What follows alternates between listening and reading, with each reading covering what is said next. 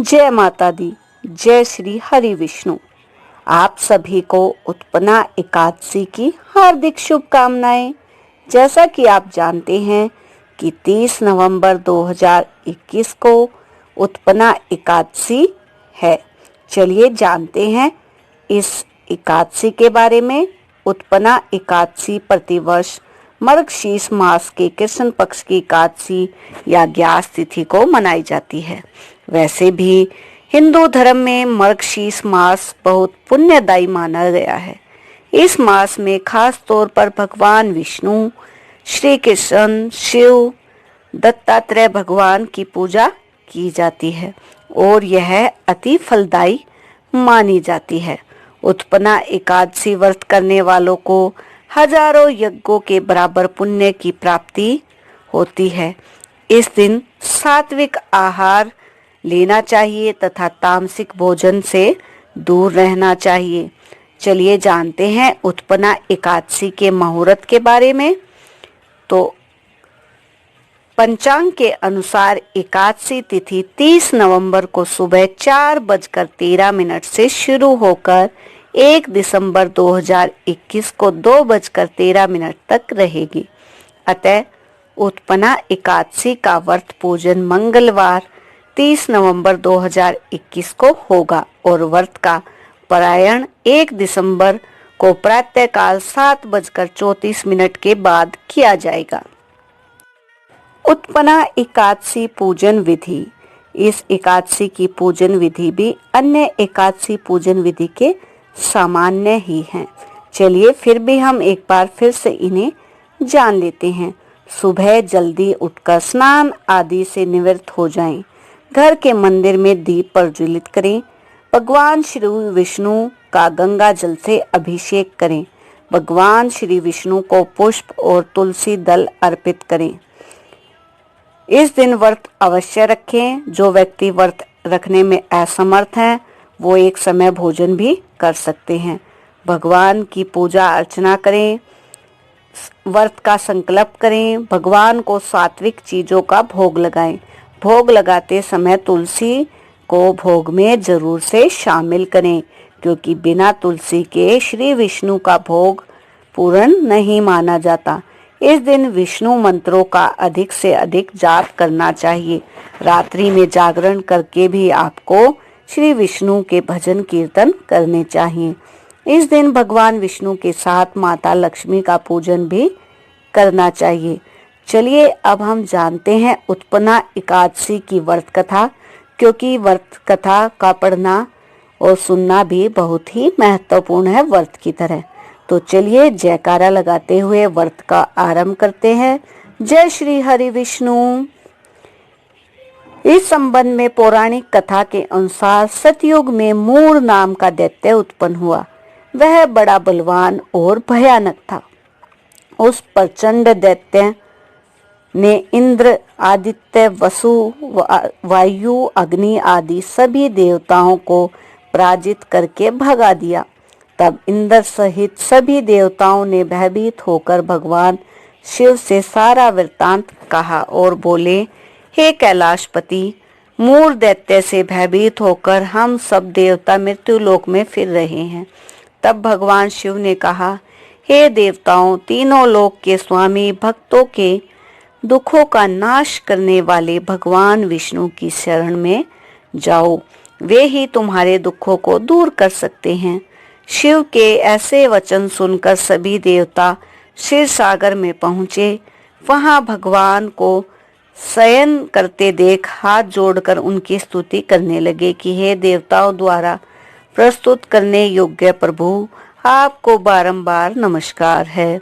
देवताओं की रक्षा करने वाले मधुसूदन, आपको नमस्कार है।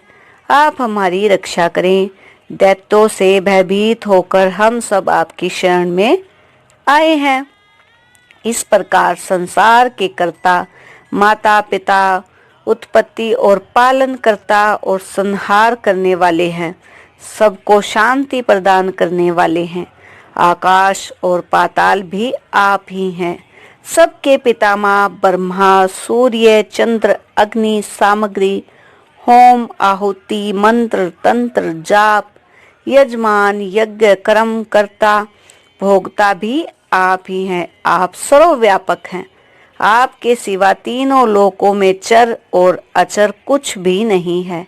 हे भगवान, दैत्यों ने हमारा जीना हराम कर दिया है। हमको से हमारा स्वर्ग जीतकर हमें वहां से भगा दिया है और हम सब देवता इधर उधर भागे भागे फिर रहे हैं। आप इन दैत्यों से हमारी रक्षा करें।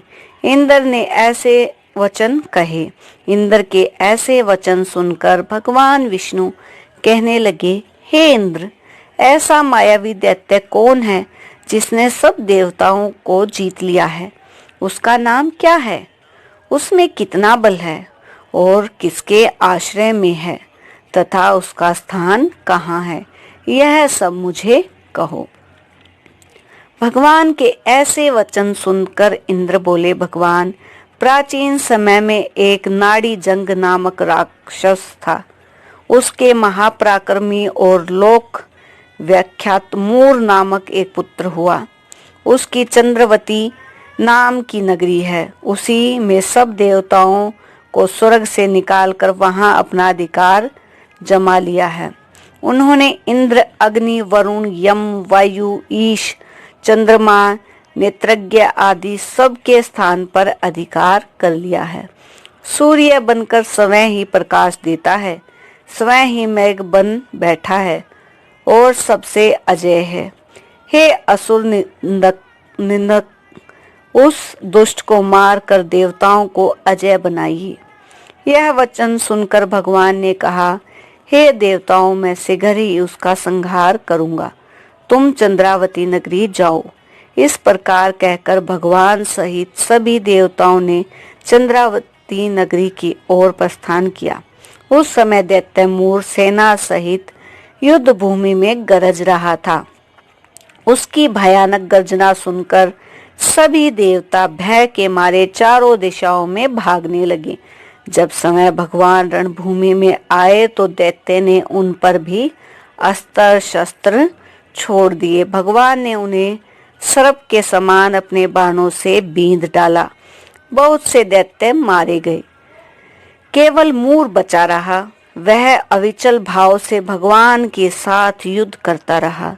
भगवान जो भी तीक्ष्ण बाण चलाते वह उसे के लिए पुष्प सिद्ध होता।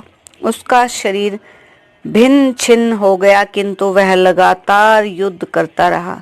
दोनों के बीच मल्लयुद्ध भी हुआ। 10,000 वर्ष तक उनका युद्ध चलता रहा, किंतु मूर नहीं मरा। थककर भगवान बद्रीशाह चले गए। वहां हेमंतवती नामक सुंदर गुफा थी। उसमें विश्राम करने के लिए भगवान उसके अंदर प्रवेश कर गए।